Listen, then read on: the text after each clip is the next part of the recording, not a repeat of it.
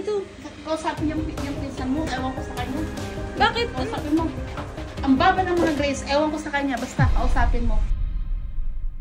So ngayon guys, pupuntahan natin si Kim. Di pa kami tapos mag-usap ng kahapon eh. Medyo nakakaawa nga talaga si Kim, kaso wala eh, kailangan. Nauna kasi si Mitch eh. Uy, madam. Uy! Tara, merienda tayo. Sakto, lalabas ko. Sama ko. Eh, huwag na. Magme-merienda rin ako eh. Baka may kinikita ka na. Hindi mo ko sinasama. Hindi, bibilan na lang kita. Kung si Kikikyam. O sige, huwag ka na sumama. Diyan ka na lang. Ikaw Ha? Diyan ka lang. Sige na, Kikikyam ha. Oo, sige, sige. Tika na ako doon. Dito na ako sa bahay. Natin si Kim. Ito? Tika. Bakit si mama? Yan. 75! Uy! 81!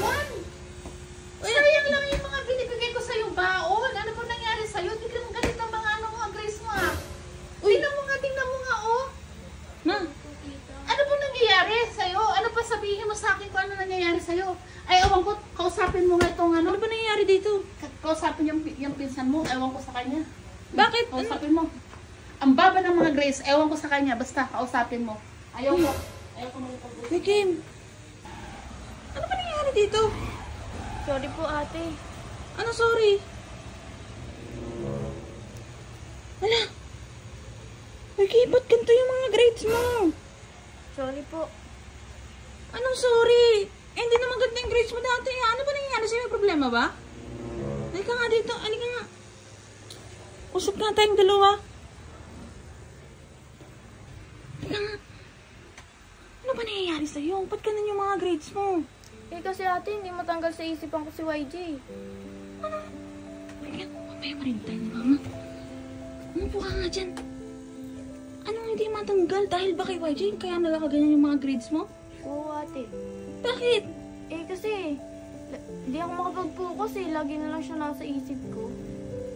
Eh, ba't ganun? Dapat yung ano, yung mga love-love na yan, dapat yan yung ginagawa mong motivation para mas maganda yung grades mo.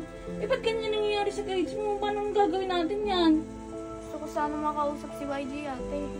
Uy, ba't mo kakausapin? Gusto ko sabihin sa kanya yung nararamdaman ko.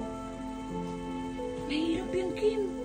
Mahirap yung gusto mong mangyari. Sabi ko na nga ba ate, di mo ako matutulungan eh. Sige na, may gagawin pa ako. Uy, kasi Sige na ate. magagalit yung mga ano yung support. Hindi, sige na. Hindi ko alam guys kung tutulungan ko pa si Kim. Baka mamaya magalit sa akin yung mga supporter ni Mitch tsaka ni YG. Paano ba to? Ano ba guys? Tutulungan ko ba si Kim?